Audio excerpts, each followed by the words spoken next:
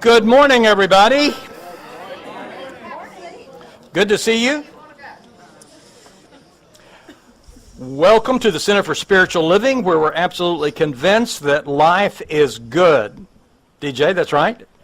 Amen, that's right. Because we understand there's only one presence and one power in the universe and in our lives, so we gather like this to celebrate that and to just expand it more and more and more. Glad you're here. We have practitioners here that are anchoring our time in prayer. We are streaming, thanks to Lisa back there, and so we welcome our... Good morning, everybody. Good morning. I have the privilege this morning of doing the reading, and today it's from Ernest Holmes. This is a universal wholeness seeking expression through everything. We are calling it simply life. Life is an infinite energy coupled with the limitless creative imagination. It is the invisible essence and substance of every visible form. Its nature is goodness, truth, wisdom, and beauty, as well as energy and imagination. Well, tomorrow, as you know, is Memorial Day, and so I wanted to just say a word or two about that by way of introduction. I, maybe as you, have had some strong experiences with people who have been in service to the country, and some of those families have, their loved ones have transitioned, and in other cases, not transitioned, but have gone and are going through a lot of difficult things. In visiting the Vietnam Memorial, and the last time we were in Washington, D.C., we visited the Korean War Memorial. We visited, it was getting sort of late, and I don't know if you've seen it, but it's really has a mystical feel to it. My uncle transitioned during that war. I was actually named after him. But I have seen lots of tears shed because of war and the effect that it has on people. You may be aware the first Memorial Day began shortly after the Civil War, and it was a group of former slaves at the Washington Race Course in Charleston, South Carolina, May 1st, 1865. And the Charleston newspaper says that there were 10,000 people there, mainly black residents, and about 2,800 children. And they created the first memorial service. It's an interesting story to read about that. In 1968, Congress passed a bill where they brought several different celebrations, honorings, into the one that's set on Mondays now. I don't know what you think about Memorial Day. We tend to think probably about picnics and maybe finding napkins with the stars and stripes and things like that. And I wouldn't demean anything like that. It's always nice to find a reason to celebrate something. But one of my memories goes back to when I was just a little boy, because my grandmother and mother would always, on what they called in the mountains, Decoration Day, and they would always go to, especially my uncle's grave that died in Korea, and decorate that. I remember that happening a lot, and it was... even as a little boy, there was a sacredness to that experience. I read something this week that I liked, and I wanted to share this with you. The writer said that our war dead probably would not ask for honor. They probably would call us to a higher vision. And then the writer suggested that if they could speak to us, they might speak three things. And I liked what he said. He said, first, they may ask us to remember the price that they paid. And then secondly, they would say, when it comes to war, never again. And then thirdly, he suggested they might say it's time for us to rise higher. And so thinking of Memorial Day as a time for us to rise higher feels good to me, because it's a world that works for everybody. Mary Pat and I watched a movie the other night, and someone had a knife or a sword to someone's throat, and he said this. He said, "No one will die today." And that would be nice, wouldn't it? No one would die today in violence and that kind of thing.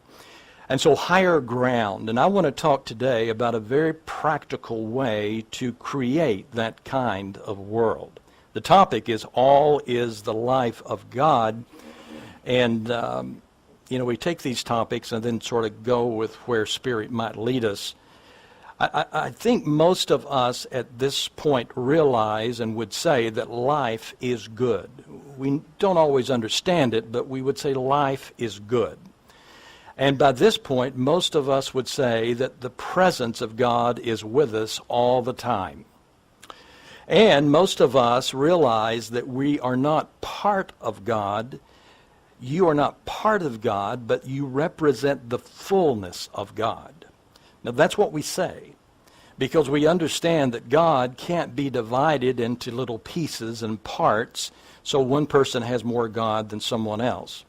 God is everywhere in its totality. And if that's true, that means God in its totality is right where you are, is within you. And therefore the presence is with you at all times. Now we can be aware of that presence, or we can turn the volume down so we're not aware of it at all. When we talk about that, it sounds pretty good. I remember for years I've heard people say things like that, but my surface mind sometimes wonders. My surface mind sometimes can't quite understand that. And that's because our surface mind, our physical mind, tends to think in parts. We think in timelines. We think in tenses, past, present, future. And so it's hard to imagine the totality of God. It's hard to imagine the reality is that all of God is exactly where I am right now. Now, we do here several things to help us experience that. We have meditation, we have affirmative prayer, and we have sacred service, which I think is a big part of that. We have fellowship, we study. Sometimes we eat together, which is, again, making a strong connection. But all of these things, even though they help us, sometimes it still takes a little extra for us to finally realize that where I am, God is. Because if that's true, if we could experience that, it would radically change how we live every single day of our lives. And so that's what we're after, understanding that where we are, where you are, God is. And so what does it mean in a practical way? It means that you're lacking nothing. And again, if I were sitting there listening to someone say that, I would think, well, you don't know how my bank account looks. Or you might think you don't know how my health is doing, or you don't know what the state of my relationship is. And I'm going to suggest, not in any blaming kind of way, but I'm going to suggest that any prison that you find yourself in is self-made. Any prison that we find ourselves in is self-made in some way, often by the thought forms and the notions and the ideas that we have, often growing out of our past history, often actually coming out of our childhood, and we hold on to those little ideas. And so all the blessings of Spirit are being poured out on us and rising within us, but we may not see it because of the little tiny notions we picked up as children. But today, I'm going to suggest, if you're willing to play this game with me, that we've walked into a zone of awakening. And if we set the intention today, if you set the intention and I set the intention, that I'm going to open my mind and open my heart, and for at least an hour, I'm going to be open to some new ideas that maybe these things are really possible in my life. To get started, I'm going to ask you to affirm with me 3 things. So take a nice deep breath, and I'll ask you to repeat after me. The fullness of God is where I am. I represent the fullness of God. I am willing to represent the fullness of God. Because that's what representing means. It means representing it. And so that is our agreement. You know, all of us go through changes every day, and we grow continually. We have different ideas and different thoughts nearly every single day. But there is an eternal you that simply does not change. So many things change. I look in the mirror and I don't find hair where it's supposed to be. Sometimes I'm told hair could even be found in my ear. I am ashamed to even tell you that. So we look at our bodies and our faces and we see those things change, especially over the years. But there's a part of you that doesn't change. There's a part of you that doesn't have red hair or blonde hair or blue eyes or brown eyes. There's a part of you that does not change. And there's a part of you that has absolutely nothing to do with your situation. Now that's important. There's a part of you that has absolutely nothing to do with your circumstance. There's a part of you that has nothing to do with you being a victim or being a villain or even being a hero. There's a part of you that is eternal. It simply does not change. And so what's our assignment? Our assignment in two words would be expansion and expression. If you've wondered, why am I on this planet? I'm going to tell you. And I'm not going to charge you any money to tell you. If you want to give me 1995 issue leave, that's okay. But it's worth more than 1995, and I'm just kidding about that, but it's expansion. It means you go within to expand. And once you expand, you begin to express. That's the reason we're here. And so you and I are here to express the qualities of God.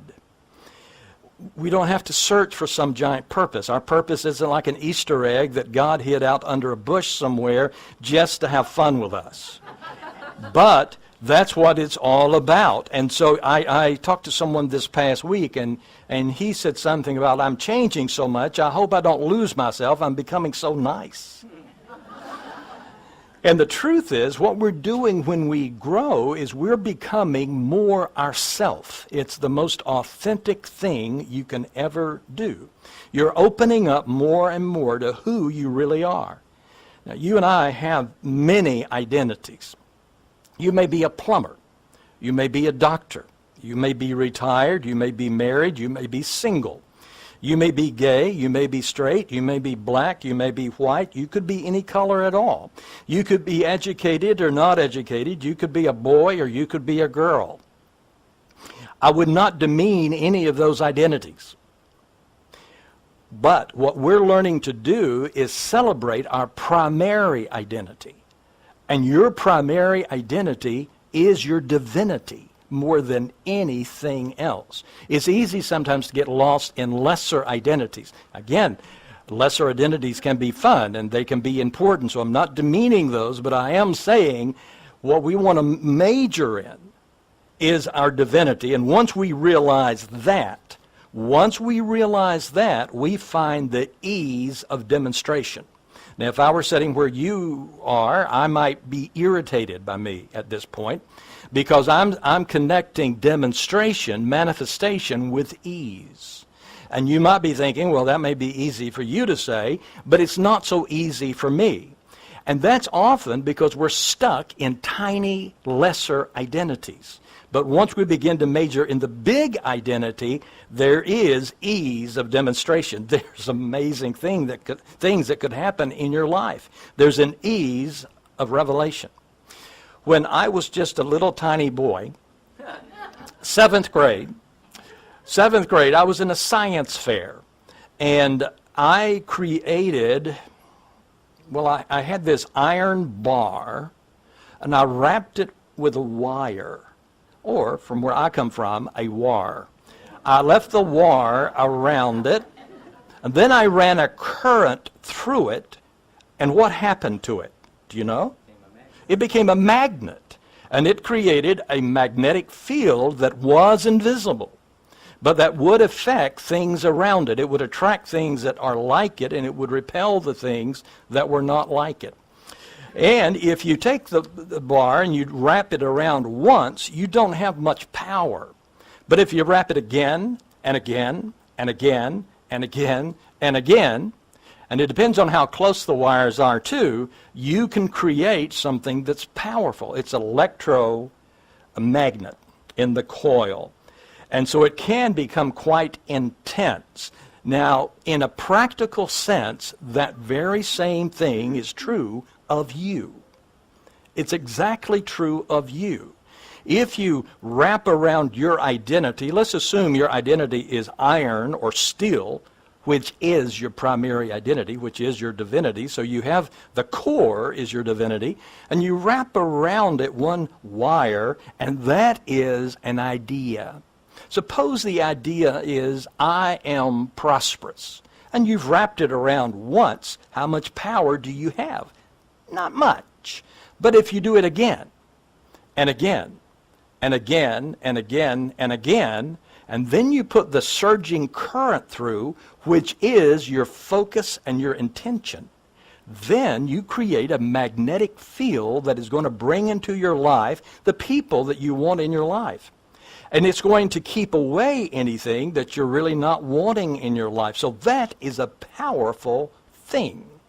And it just happens that way if you do those basic things. And it gets stronger the more you wrap the ideas around. If you wrap one idea, I am prosperous, and the next idea, I'm not prosperous, and then you do one, I am prosperous, and then the fourth one says something like, well, I'll never be able to pay my bills, then you're creating a very mixed up current. And so you're wanting to create the same thing. But it creates what I think of as a Sabbath. It creates a rest. It creates, there's something about it, there's a peace about it. Because you're not having to effort so much, and it just begins to flow. We use the word sometimes, I allow this to happen. I allow this to happen. Allowing it. And that's exactly how it works. You become a strong magnet, and you begin to influence everything around you. And so that means no longer would you say, I'm just a victim of circumstances. I'm just a victim of bad luck. Nothing good ever happens to me. You no longer feel that way. You feel like you're a field of infinite potential. But you don't want to be fooling around with this, because if you elevate yourself and then you wake up one day and think, I just want to feel bad today. I just want to think lots of bad things today. I'm a loser. I can't do anything right. I'm the dumbest guy you've ever met. And I begin to say those kinds of things. You see how that can throw the current. So we don't want to wallow in those low feelings. We want to honor what we're doing, because it is a creative mechanism that we are involved in. And then we don't have to worry about what anybody else thinks. We don't have to be concerned about what other people are saying, because we are self-creating this. We're creating that magnetism from within ourselves. So it's a wonderful thing. Let me give you a principle. Simple principle, but it's a pretty good one. The principle stated is the highest vibration wins.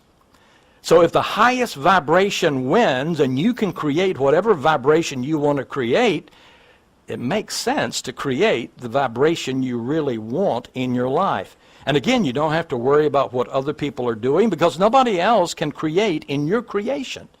Only you can do that. You're free to do your own thing. And the other part of it is, you see, you're setting the tone. You're setting the tone. And it's not so much about efforting as it is finding that groove. I don't know how to describe it. Finding that space that feels perfect. And it feels like if someone said, "So how's life?" you would respond by saying, "All is well." But you do it by working and concentrating on what you can't see, just like the magnetism. You concentrate on the qualities and the attributes of God, the qualities of spirit. That's where your concentration is. That's why we call it inner work, because you're doing it inside. You're doing it with your thoughts. You're making decisions, and you're placing your focus on something deliberately. And that's exactly how you create it. It is deliberate. The other day, I was hanging out in the yard. Mary Pat has a rose bush. No one was around, and it was very quiet. And I could hear the rose bush.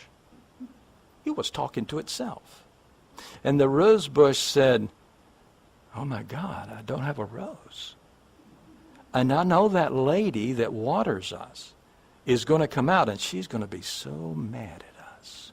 We better get this rose thing going. Maybe if we squeeze really hard, we can pop it out. Because she's coming out tonight, and she's going to say, 'Where's my rose?' And it won't be there. And we don't want to disappoint her, because her daughter told me she might just jerk us up out of the ground if we're not going to produce a rose." Of course, Mary Pat really wouldn't do that. But roses don't talk like that. A rose just naturally produces it. I have a good friend, goes back a long, long time, named Lynn Anderson. And he came from Canada. And when he was living in Canada, his little boy, John, that I knew, that was later bitten by a rattlesnake and almost lost his arm because of that, but that has nothing to do with this story. But little John, when he was little, Lynn walked outside, and he had his arms around this tree, and he was just, and he was like about 4 or 5 something. It was young, and he was just hugging that tree. So Lynn said, "John, what are you doing? Have you become a tree hugger?" he said. And the little Johnny said, "I'm trying to squeeze me some apples out of this." And you and I do something very similar. I'm trying to create this relationship. Oh, and we squeeze so hard. I'm trying to create prosperity, and we push so hard. But the trick is, when we place our attention so much on the physical, it pulls us into the physical, and we don't tend to create what we're wanting. So we're wanting to do it the other way around. We want to do the inner work and then allow these good things to come into our lives. The cool thing is, as you practice this vibrational science, a cool thing is you cannot imagine how many negative things have come to you and you never got to meet them. Because they came to where they thought you were, but you changed addresses. They came to the low frequency where you used to live, but you're not there anymore because you've changed frequency. And so it's almost as if, the negativity comes and knocks on your door, and Spirit puts a stamp on it, return to sender. Because it's not going to bother you, because your frequency has changed if you're doing this magnetic kind of thing that I'm talking about. So it makes a huge, huge difference. That's what prayer is like. Prayer, we call it a treatment. And all of us can use a treatment. A treatment is the idea that all the blessings are flowing to me, but I've got a block. I'm not realizing I'm made in the image and the likeness of God. I'm living in a lesser identity. And so prayer helps me realize who I am. And that's why it's so powerful, because the blessings are just outside going, I'm outside the door here. And they're at the windows knocking, saying, I'm right here. And so we want to open the doors and open the windows, and we do that by doing exactly this inner kind of work. Now, I want to close by giving you 3 essential keys. Otherwise, you would just leave and think, well, that was nice. Let's get back to our normal way of living. And so I want to give you these keys, because you can use these keys today. You can use them immediately. And so here they are, number one. And the word is see, S-E-E. I am going to encourage us to train ourselves. That's important. It doesn't happen just automatically. Train ourselves to see that the qualities we are actually seeking are nearly always spiritual qualities more than anything else. We may think we want this, but behind that is a spiritual quality. Those qualities are everywhere present. They surround us. And if I ask you to name them, all of you, many of you could name a number of them, like love or beauty or forgiveness, harmony, supply, all of those beautiful attributes of divinity. Those are the things we want. What have you seen beautiful today?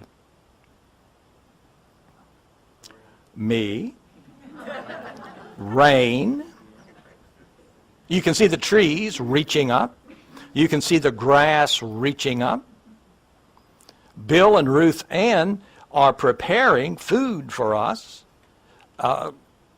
That they're gifting us. That's a beautiful thing. So if you're thinking about beauty, you want to look for the beauty. You want to see the beauty. But if you don't deliberately say, I'm looking for some good stuff, you might bump into something that's not so good, and then you'll get stuck there. What a waste of time for a divine being.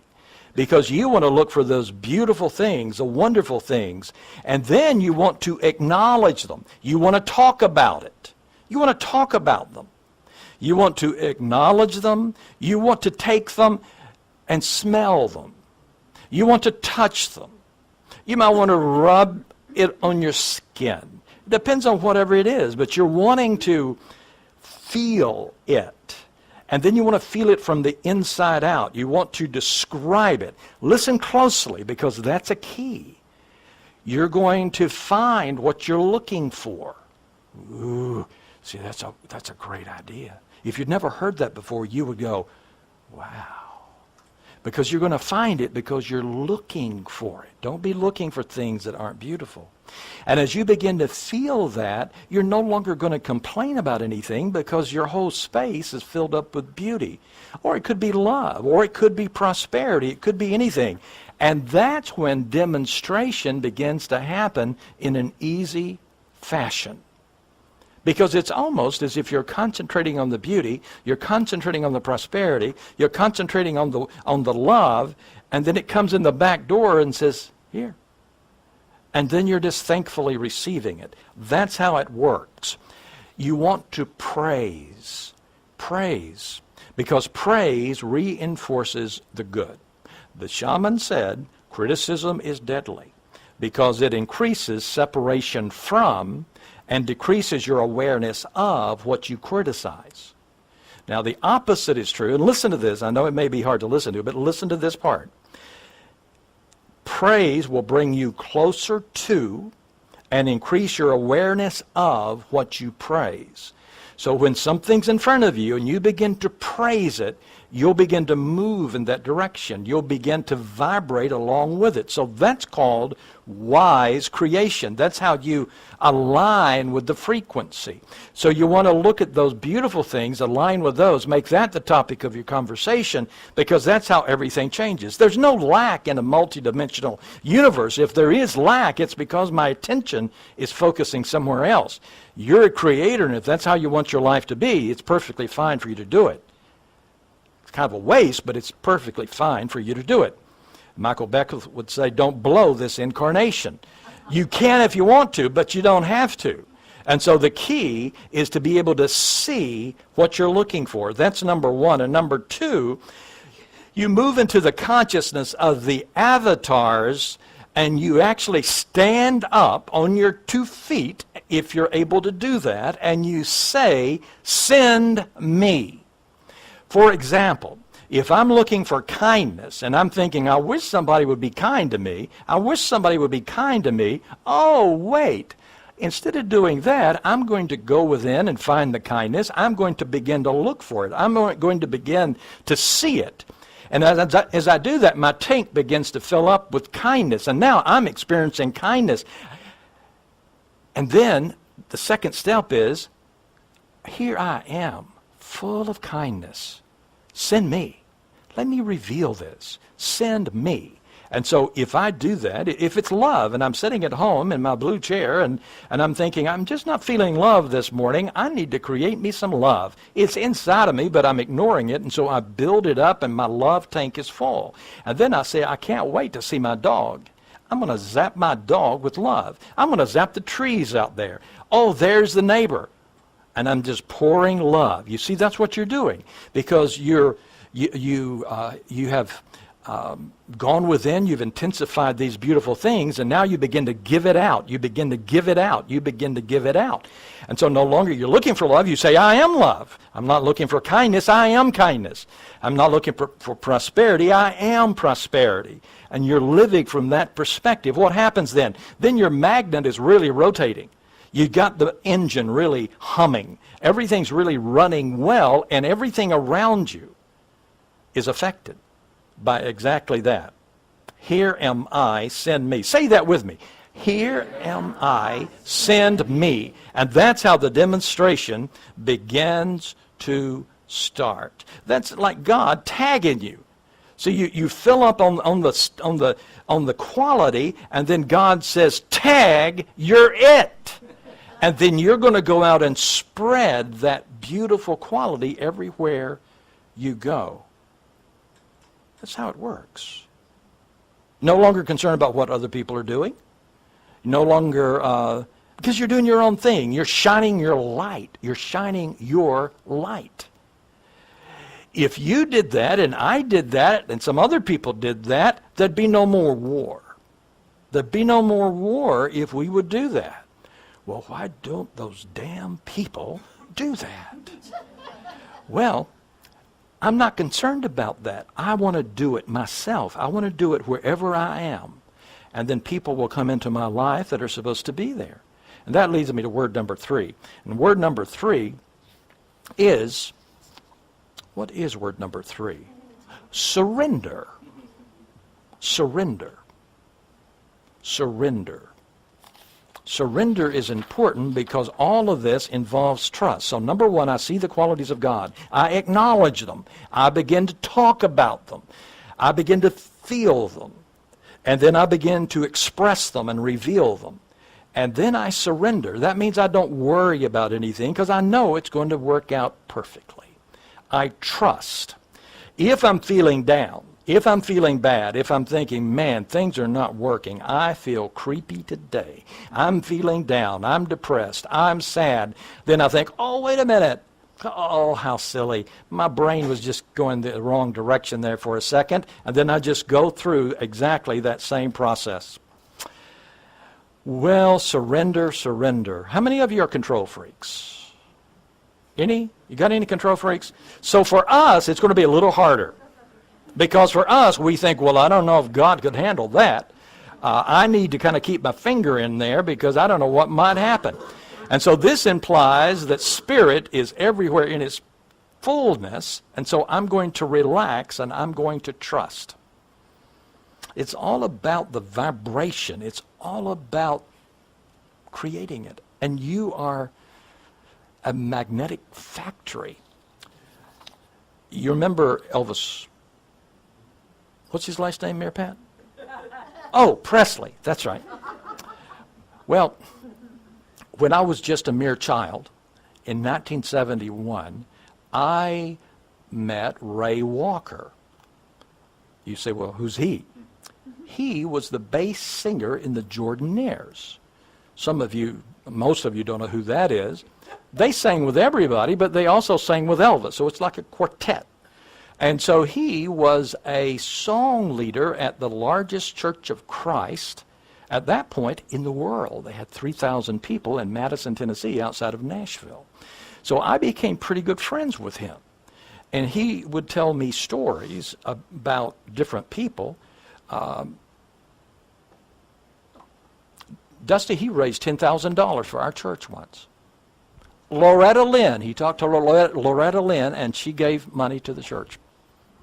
Well, anyway, so he's talking about Elvis, and he says Elvis had this ability to, he said he would come on stage, because they worked together for years, he said he would come on stage, but there would be no musical interlude sometimes. Sometimes he would just pop out. So the audience is there, the first group's gone, now it's just quiet, and sometimes he would just sneak out. He said that the people knew that he was coming out before he stepped out and before there was any reason for them to think he was coming out. And he said, I swear, Bill, it's true. He would be ready to step out and the crowd would go crazy. He said it was all about the frequency.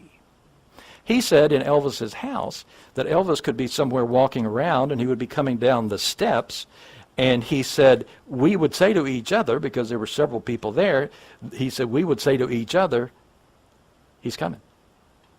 And he said you could feel him. Now, one thing Elvis believed in, he was somewhat metaphysical, especially near the end, but even before metaphysical. Some people said it was superstitious, but somewhat metaphysical. I'm telling you this for a reason.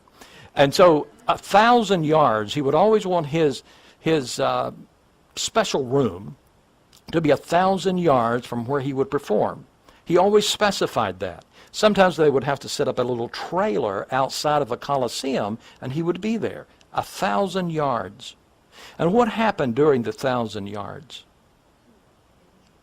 Energy. For 1,000 yards, they said, and that's 3,000 feet, so that's a long ways. For that period, he would be laughing, joking, just doing whatever, but then when that time came, no words.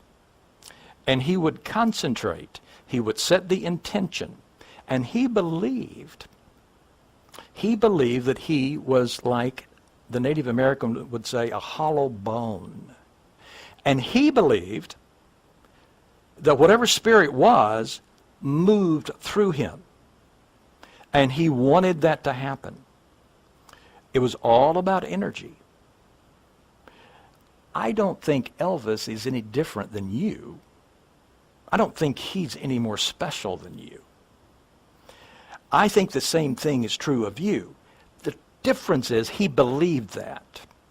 He believed there was something much bigger than him, and he was just a channel. And so he did affect a lot of people.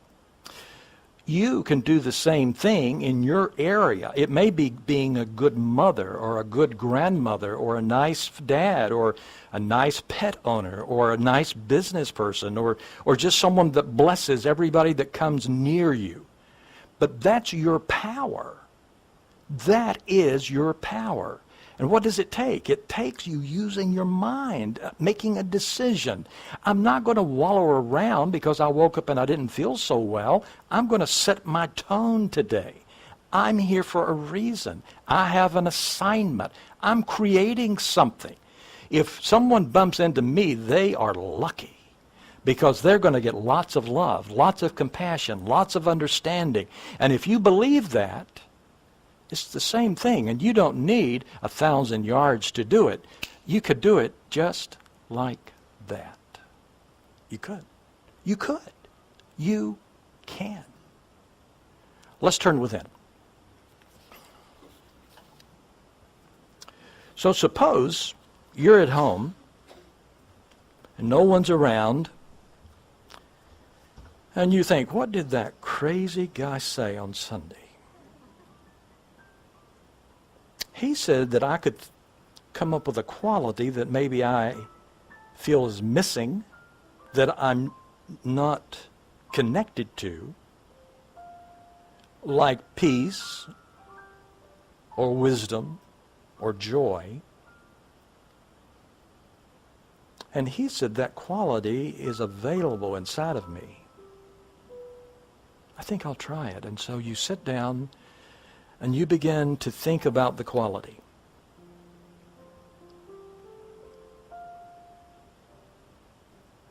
Let's say the quality this time is going to be wisdom. And so you praise wisdom. You think of all the people you've seen with great wisdom.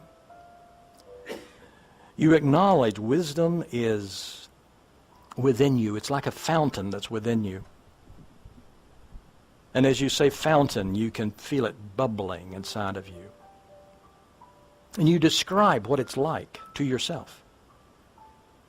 It lifts people. It brings joy to people. It helps me make decisions. It enables me, empowers me to encourage other people. Wisdom. And so you become intimate with that wisdom. When I think of intimacy, I think of the five senses. So you, if it's possible, you ask yourself, what does it smell like? It smells to me, and this is just me, it smells like honeysuckle. What does it feel like? It feels silky. And how much is there available? Infinite amount. And where is it? It's flowing through me. I see it. And then you might want to get up and walk around a little bit. You may want to jump up and down and say, oh my God, it's in me. I feel it. It's inside of me. And then you move into stage 2 and you say, I can't wait to express this. I can't wait to reveal this because it's surging through you. Loving, beautiful wisdom. And then you surrender. And you say to yourself, I am a hollow bone. There's nothing blocking the good, and it's flowing through me. And I absolutely know that all is well. And I have wisdom that's far beyond what my brain might be thinking. This is something much deeper and higher than my brain. And so we align ourselves right now with that mighty truth. Whatever that quality is, it's within you. And as you move out of the way, you begin to let it flow. That's exactly how it happens. Exactly how it happens. You are a magnificent creator. Don't dip into your history. Don't dip into a lesser identity. Rise to who you are. Do it. Do it. Rise who you are. Believe it. The Bible says all things are possible.